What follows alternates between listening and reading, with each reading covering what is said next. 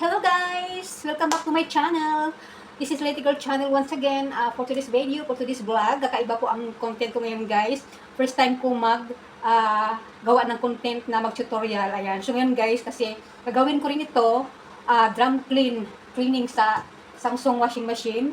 So ginawa ko na rin content guys dahil gagawin ko rin naman. So naisip ko na i-vlog ko na rin.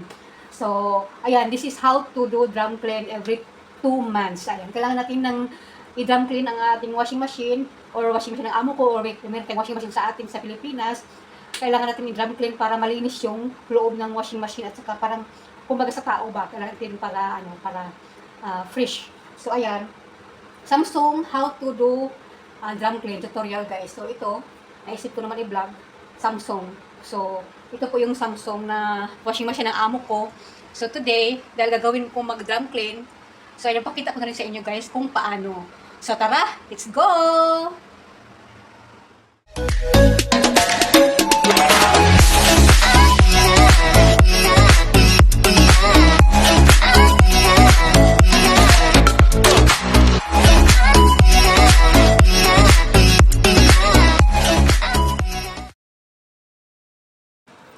So yan na nga guys, ito yung Samsung washing machine ng amo ko. So ayan parang 4 years para to sa kanila guys, kasi dumating ako dito, ibang washing machine yung ginamit ko. So ito, bago ito yung mga sabon na ginagamit ko para sa washing machine. Iba rin po yung sa hand wash ng mga damit para sa damit nila guys. So ayan, marami nakatambak yung sabon, yung liquid soap sa ilalim. Then bagong-bago pa po itong Samsung na to kasi syempre maingat naman tayong gumamit kasi baka mabait tayo. And Samsung washing machine. So, ayan, una-una natin gagawin guys, syempre, para hindi mahirap, di muna natin ito bubuksan guys. Ito muna unahin natin, syempre, tanggalin. So, ayan ha, yung lagay ng sabon. Mahirap pag lagay natin silikon natin dyan.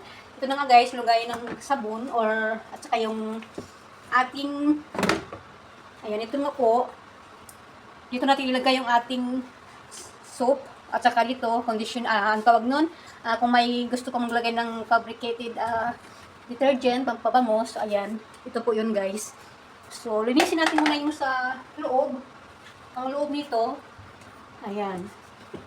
Para natin nilinisin ito sa loob para syempre malinis siya. Malinis na malinis.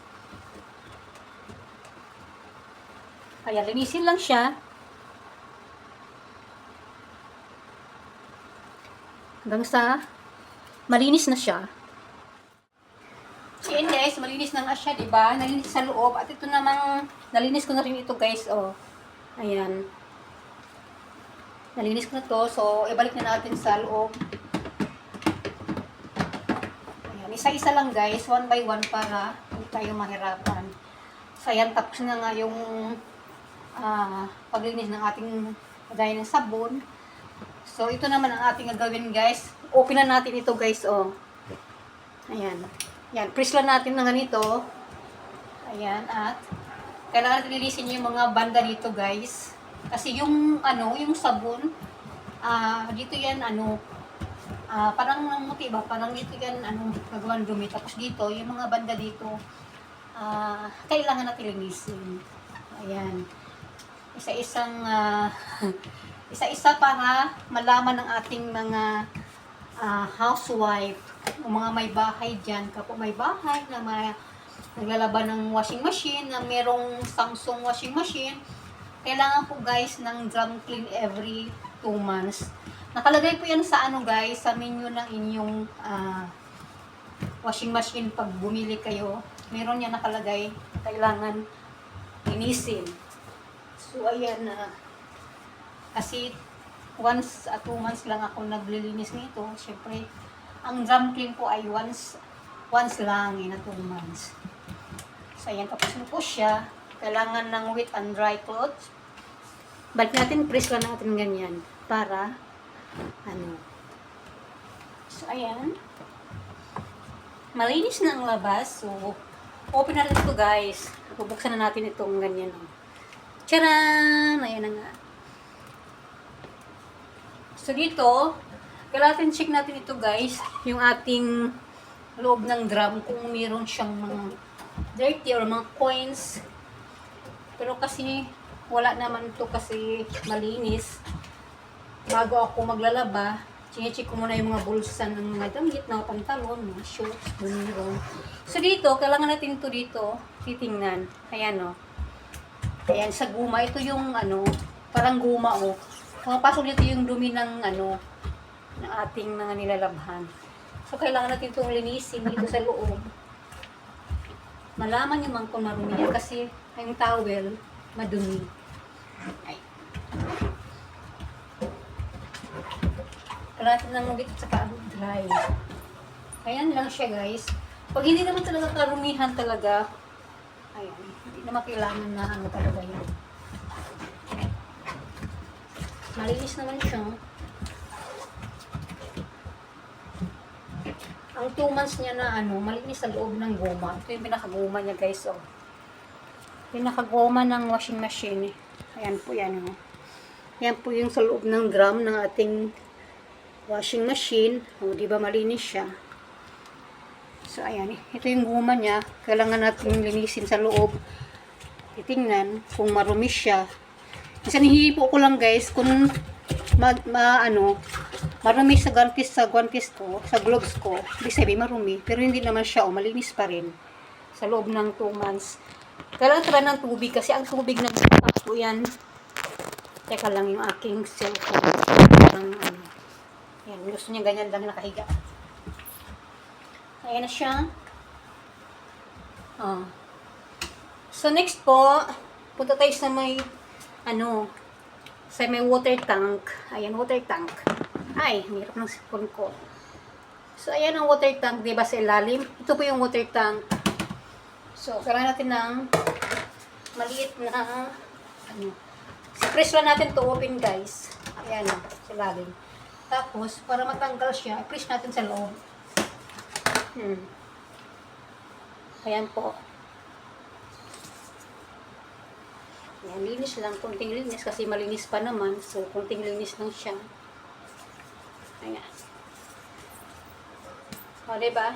Napakaseryoso ng content ko ngayon. First time ako ng tutorial. So, ito po yung water tank. So, wag mo natin itong bubuksan guys. So, meron siya itong maliit na ayan. Sa loob ng meron maliit na hose. Ayan po yung hose. Oh. Ito po yung ating water tank. Wag mo na bubuksan. Ito yung maliit na, ayan. Yung maitim na parang maliit na hose. Ayan po yung bubuksan natin. So, kailangan natin ilagay yung ating phone kasi hindi ako makabukas. Ayan. Ito po yung dumadalo yung tubig guys. So, kailangan itong bubuksan. Ayan. Maigpit kasi ito guys kasi ayan po. So, nakita nyo na pa guys. Nabuksan ko na yung ayan yung pinaka water tank niya. Oh. Ayan po siya guys. Bubuksan po natin ito at lalabas po yung tubig. Ayan. Bubuksan natin ito guys at lalabas po yung tubig.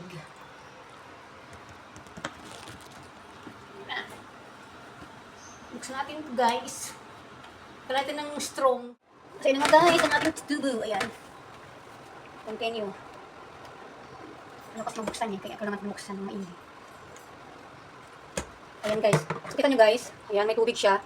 Ayan kailangan natin lagyan ng maliit na planggana para hindi magkalat yung tubig niya doon sa ilalim. So, ang ginagawa ko, yan po ang ginagawa ko yan. Maglagay ng isang maliit na plangganita. Isalog pa, isapog para hindi magkuha ng tubig ba, magkalat. Yan guys, so. Yan yung tubig sa loob na, So, kailangan tanggalin yan para hindi yung washing machine, mag-ingay ba. Hindi magwawala kasi marumi na raw siya sa loob. Kailangan niya ng magbawas. Kung baga sa tao, kailangan umihi kasi pag hindi ihi, masakit ang tiyan. Ganyan ang naramdaman ng ating mga washing machine. Ayan, teka lang. Tingnan nga ha. O, tingnan guys, ang dami-dami tubig o. Ibuhos ko muna ito doon.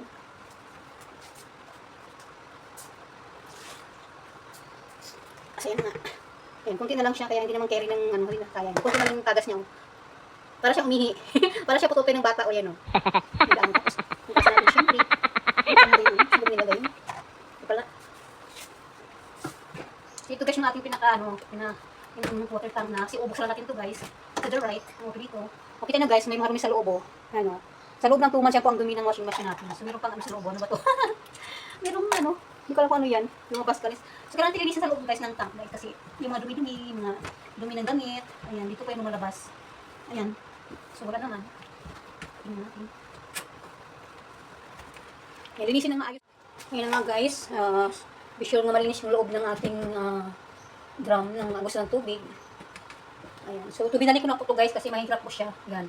So, ngayon gagawin natin guys is, ganyan po. Babalik po natin ito sa loob. Ayan yung pinakamaliit na hose tube niya sa loob. So, kailangan ito ibalik yan. Ayan. Push lang natin yan. Ayan. Push lang. Ayan. At saka i-close na mabuti. Yan lang po yun. Yung ano yun. So, ayan. I-push lang na maano siya. Mabalik siya sa loob. Kaya natin ipakita ito kasi di ba tutorial nga. Ayan. Di ba ganyan yan? Ayun. Yan. I-push lang natin. Push ng push. Kasi kailangan mahigpit ito guys na pagka-close kasi yung tubig para ano hindi lalabas yung tubig dito habang nagwa-washing ka ng mga clothes, mga damit. Kaya kailangan higpitan ito. Yan. Push na push kasi parang hindi siya napupush.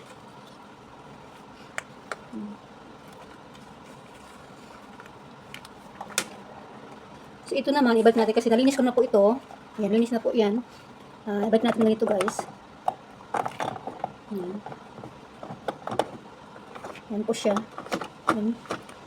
Close lang ng ganyan guys. Close tight lang. So, ayan na. Ayan, para malubag pa ito kaya ito natin ayusin. Ayan. Isara na natin guys. Ayan, so ito po siya. I-close na. Wala natin i-press dito guys para mapasok siya sa loob ng ating. Ayan. Ayan.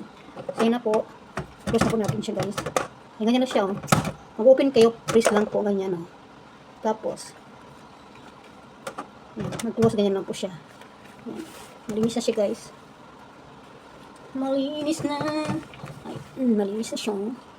Malinis na siya guys. Ayan, diba? Close na siya. So, malinis na ang loob. Yan po yung drum sa loob. Ayan, gawin natin i-close na natin ito guys. Close na close. Ayan, at ay, yes. So, ayan na po guys. Una natin ito. Hanapin po natin yung drum clean. Drum clean. Ang drum clean is matanggal po ito guys. Wash and dry, cotton dry, air wash. Yan po ang drum clean guys. 2 hours and 23 minutes po ang ating drum clean. So ayan, press natin. So ayan, 2 hours, more than 2 hours po guys. Ayan, magkano lang po siya. Ayan, hayaan ko na lang guys, ganyan lang siya. Ganyan lang kadali. So ayan po guys, medyo matagal-tagal po ang aking tutorial for today. So, ayan. Okay na. Ayan sa mga housewife dyan. Ayan, yan na po. Ganun na po kasimple guys, mag-drum clean. Ayan. So, hanggang dito na lang po aking video. Thank you so much for watching. Bye-bye.